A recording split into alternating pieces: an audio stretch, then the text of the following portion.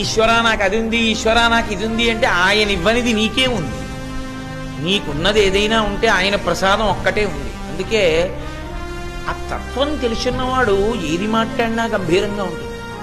భార్య చనిపోతే ఒక ఆయన ఏమని ఏడిచాడంటే, ఈశ్వరా ఇక నుంచి నేను యజ్ఞయాగాది క్రతువులను చేసి పుణ్యం సంపాదించే నా అధికారాన్ని తీసేశావా అని ఏడిచాడు.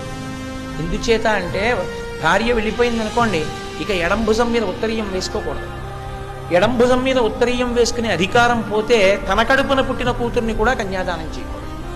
నేను ఆమె ఉంది, ఈయన ఎన్నైనా చేయొచ్చు. జాకెట్ బట్ట ఒకటి బొడ్డులో పెట్టుకుని ఆవిడ కాశీ రాకపోయినా ఈయన సత్యనారాయణ వ్రతం చేసుకోవచ్చు. ఆవిడ అసలు లేదు, లోకాన్ని విడిచిపెట్టింది. ఆయన ఎంత భక్తి తత్పరుడైనా ఇక ఆయనకి అధికారం లేదు. ఇక జీవితంలో పోయింది. ఏం పోయింది? పుణ్యం సంపాదించుకునే అధికారం పోయింది.